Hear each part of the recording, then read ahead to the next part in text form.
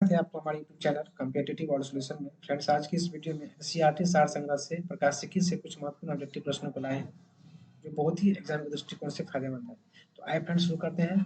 यहाँ दिया गया है जो प्रकाश तंतु, जिससे इंग्लिश में क्या कहते हैं, ऑप्टिकल फाइबर कहते हैं। तो प्रकाश तंतु जो है वो किस सिद्धांत पर कार्य करता है? तो प्रकाश तंतु जो है पूर्ण आंतरिक परावर्तन के सिद्धांत पर कार्य करता है। ध्यान देंगे, जो प्रकाश तंतु जिसे हम ऑप्टिकल फाइबर कहते हैं, तो ऑप्टिकल फाइबर जो है किस सिद्धांत पर कार्य करता है? पूर्ण आंतरिक परावर्तन के सिद्धांत पर कार्य करता है। नेक्स्ट क्वेश्चन है, जो मृग मरीचिका किसका उदाहरण है? तो मृग मरीचिका जो है एक प्रकार का एक प्रकाशीय भ्रम है। ध्यान देंगे, मृग मरीचिका जो है एक प्रकार का प्रकाशीय भ्रम है, जो दिखाता है कि वहां पर पानी है, ठीक है, लेकिन जाने पर वहां पानी प्राप्त नहीं हो पाता है। यही क्या हो गया, एक प्रकार का मृग मरीचिका। तो किसका उदाहरण है? तो प्रकाश का पूर्ण आंतरिक परावर्तन के कारण जो है मृग मरीचिका का अनुभव होता है। ठीक है। नेक्स्ट क्वेश्चन है, प्रकाश तरंगों के वायु से कांच में जाने पर उनके कौन से गुण प्रभावित होते हैं? वायु से कांच में जाने पर, जब प्रकाश की तरंग जो है वायु से कांच में जाती है, अब यहाँ पर देख लीजिए, वायु हो गया आपका विरल माध्यम और कांच हो गया आपका सघन माध्यम। ठीक है। तो प्रकाश तरंग जब वायु से कांच में जाने पर उनके कौन से गुण प्रभावित होते हैं? तो तरंग दैर्ध्य और वेग जो होता है वो क्या होता है, प्रभावित हो जाता है। प्रकाश तरंग जब वायु से कांच में जाती है तो कौन सा गुण प्रभावित होता है? तो तरंग दैर्ध्य और वेग जो है प्रभावित हो जाता है। नेक्स्ट है, जब प्रकाश एक माध्यम से दूसरे माध्यम में प्रवेश करता है तो उसकी आवृत्ति क्या हो जाती है? अपरिवर्तित रहती है। ध्यान देंगे, जब प्रकाश की किरणें जो है एक माध्यम से दूसरे माध्यम में जो प्रवेश करती है तो उनकी फ्रीक्वेंसी, फ्रीक्वेंसी मतलब होता है आवृत्ति, आवृत्ति क्या हो जाता है? अपरिवर्तित रहती है। ध्यान देंगे इस बात पर, जो जब प्रकाश की किरणें जो है एक माध्यम से दूसरे माध्यम में प्रवेश करती है तो आवृत्ति पर कोई प्रभाव नहीं पड़ता है, ये क्या हो जाता है? तो अपरिवर्तित रहती है। नेक्स्ट दिया गया है, विभिन्न माध्यमों में प्रकाश की चाल। विभिन्न माध्यमों में प्रकाश की चाल में उसको जो है मीटर प्रति सेकंड में बता रहे हैं। जो विभिन्न माध्यमों में प्रकाश की चाल जो है कैसी गमन करती है? तो यहाँ पर दिया गया माध्यम, माध्यम में क्या हो गया? तो निर्वात हो गया, एक यहाँ पर कांच हो गया, यहाँ पर जल हो गया। तो निर्वात में प्रकाश की चाल कितनी होती है? तो निर्वात में प्रकाश की चाल 3 लाख किलोमीटर प्रति सेकंड होती है, या 3 गुने 10⁻8 मीटर प्रति सेकंड होती है। निर्वात में प्रकाश की चाल कितनी होती है? तो 3 गुने 10⁻8 मीटर प्रति सेकंड। ठीक है। कांच में प्रकाश की चाल कितनी होती है? तो 2 गुने 10⁻8 मीटर प्रति सेकंड। जल में प्रकाश की चाल कितनी होती है? तो 2.25 गुने 10⁻8 मीटर प्रति सेकंड।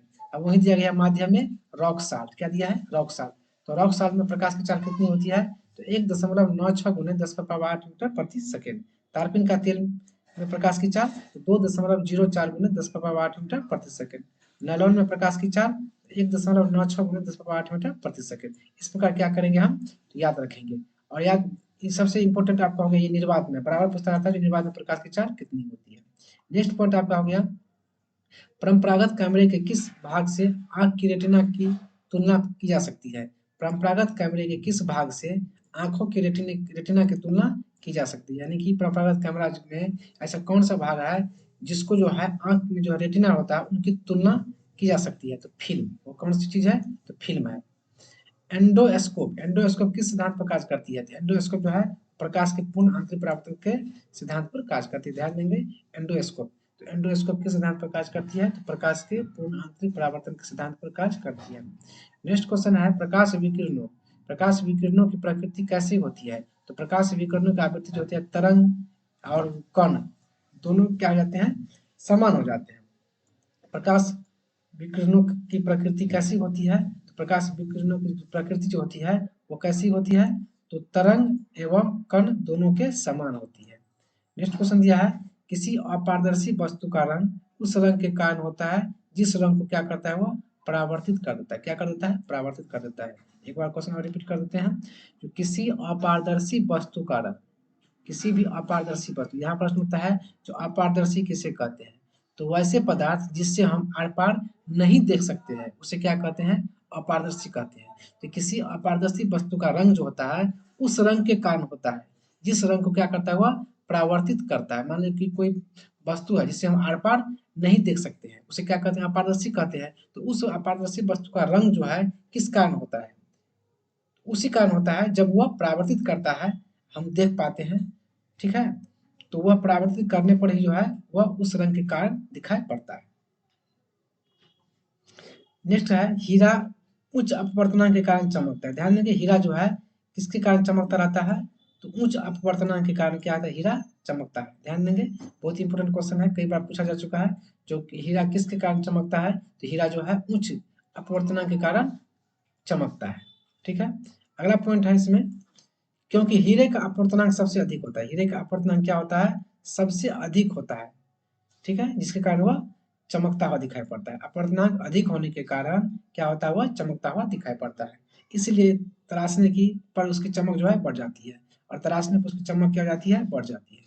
तो हीरा का अपवर्तनांक क्या होता है, सबसे अधिक होता है, और जिसके अपवर्तनांक अधिक होने के कारण ही जो है क्या दिखाई पड़ता है, तो चमकता हुआ दिखाई पड़ता है।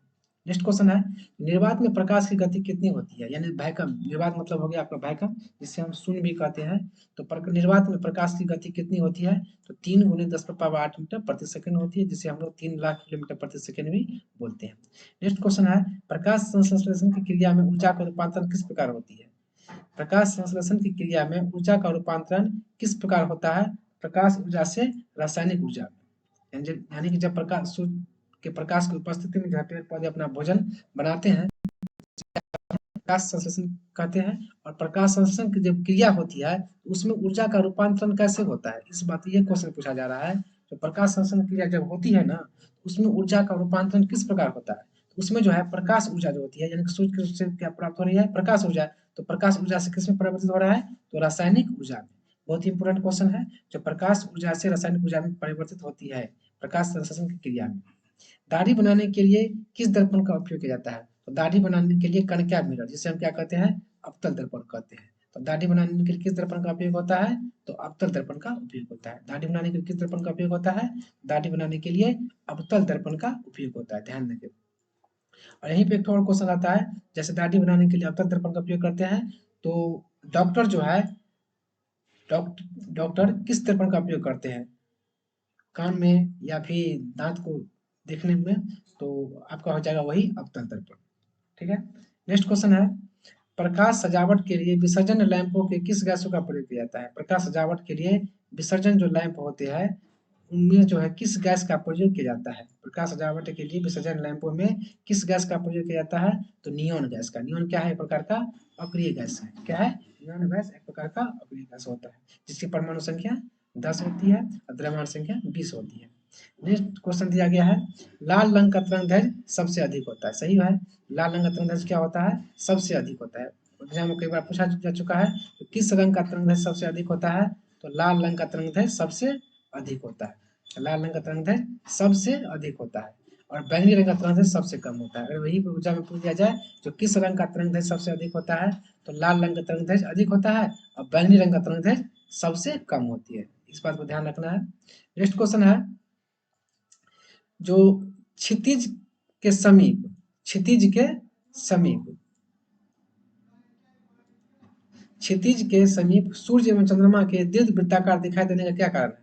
क्षितिज के समय समीप सूर्य और चंद्रमा के दीर्घ वृत्ताकार दिखाई देने का क्या कारण है, तो प्रकाश के का अपवर्तन के कारण क्या दिखाई पड़ता है, दीर्घ वृत्ताकार दिखाई पड़ता है। किसके समय, जब क्षितिज अवस्था में जब आ जाती है, ठीक है, हॉरिजॉन्टल रूप में जब आ जाती है ना, तो उसके उस समय जो है सूर्य और चंद्रमा के दीर्घ वृत्ताकार, यानी कि बड़ा दिखाई पड़ता है, बड़ा रूप में दिखाई पड़ता है। इसका मेन कारण क्या है, यानी कि वृत्ताकार रूप में दिखाई देने का मेन कारण है बड़ा रूप में, वो प्रकाश का अपवर्तन के कारण। नेक्स्ट क्वेश्चन है, वास्तविक सूर्योदय से कुछ समय पहले ही सूर्य क्यों दिखाई देने लगता है। वास्तविक सूर्योदय से कुछ समय पहले ही सूर्य क्यों दिखाई देने लगता है, तो हो गया प्रकाश के अपवर्तन के कारण।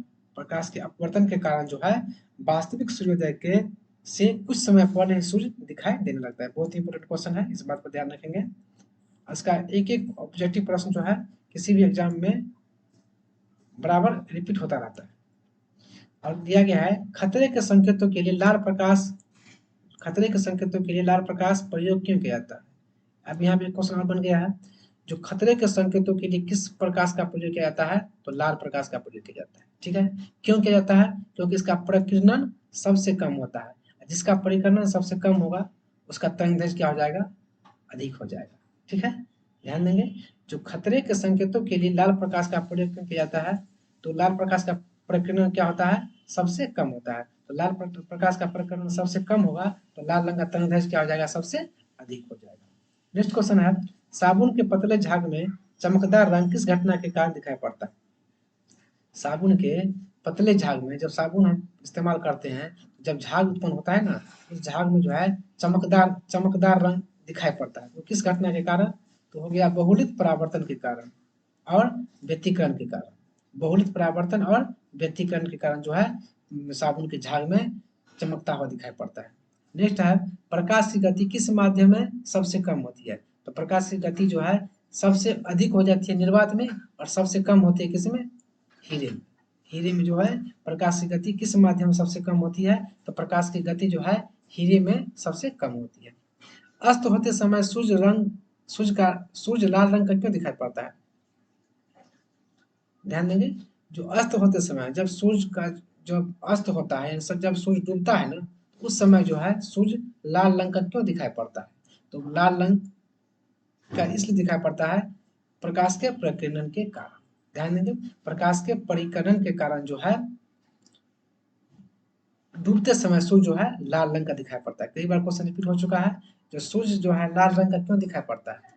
उस डूबते समय, यानी कि डूबते का मतलब है अस्त होते समय, तो प्रकाश के परिकरण के कारण जो है अस्त होते समय सूर्य लाल रंग का दिखाई पड़ता है। नेक्स्ट क्वेश्चन है, एक इलेक्ट्रॉनिक पुंज को फास्फोरस कोटेड पर्दे पर फोकस करके प्रतिबिंब को पर्दे पर प्रदर्शित करना क्या कहलाता है?